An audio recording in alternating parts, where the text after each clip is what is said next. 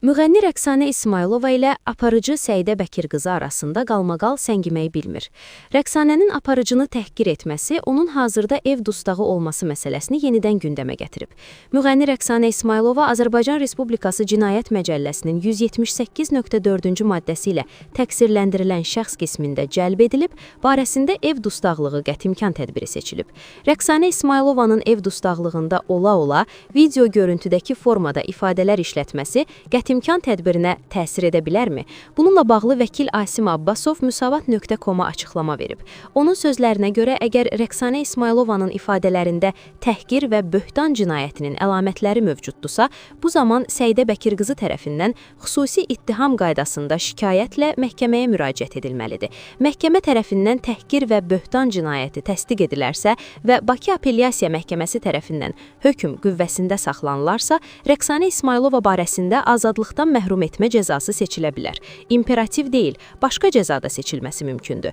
Həmçinin xüsusi ittiham qaydasında şikayət icraata götürülsə, ittiham tərəfinin vəsayəti əsasında Rəqsanə İsmailovanın barəsində həbs qətimkan tədbiri seçilə bilər.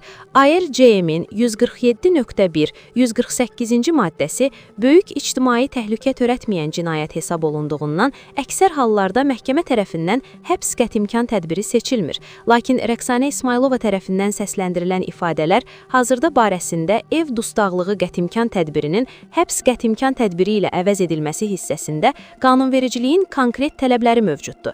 Azərbaycan Respublikası Cinayət Prosessual Məcəlləsinin 163-cü maddəsinə əsasən barəsində ev dustaqlığı qətimkan tədbiri seçilmiş şəxsin üzərinə yaşayış yerini tamamilə və ya günün müəyyən vaxtlarında tərk etməmək, elektron nəzarət vasitəsini gəzdirmək və həmin vasitənin işlək vəziyyətdə saxlanılması üçün ona xidmət etmək, məhkəmənin müəyyən etdiyi ərazi hüdudlarını tərk etməmək, məhkəmənin müvafiq qərarı olmadan yaşayış yerini dəyişməmək vəzifəsi mütləq qoyulur.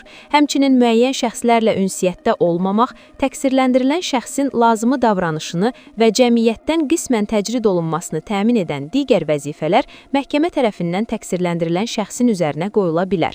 Bu hallar isə məhkəmə tərəfindən konkret şəkildə müəyyən olunaraq ev dustaqlığı qətimkan tədbirinin seçilməsi barədə qərarda əks olunmalıdır. Yəni, Rəqsanə İsmailova tərəfindən səsləndirilən ifadələr barəsində həbs qətimkan tədbirinin seçilməsinə əsas vermir. Bununla belə, Azərbaycan Respublikası İnzibati Xətalar Məcəlləsinin 388.1.1-ci maddəsinə əsasən 388.1.1 informasiya ehtiyatının və onun domen adının sahibi və ya informasiya telekommunikasiya şəbəkəsinin istifadəçisi tərəfindən internet informasiya ehtiyatında yayılması qadağan edilən informasiyanın yerləşdirilməsi, belə informasiyanın yerləşdirilməsinin qarşısının alınması ilə bağlı qanunvericiliyin tələblərinin pozulmasına, yəni 388.1.1 informasiya ehtiyatında və ya informasiya telekommunikasiya şəbəkəsində informasiya, informasiyalaşdırma və informasiyanın mühafizəsi haqqında Azərbaycan Respublikası qanunu ilə yayılması qadağan edilən informasiyanın yerləşdirilməsinə yol verilməsinə, fiziki şəxslər 500 manatdan 1000 manatadək cərimə yaxud işin hallarına görə xətanı törədənin şəxsiyyəti nəzərə alınmaqla 1 ayadək müddətə inzibati həbs tətbiq edilir.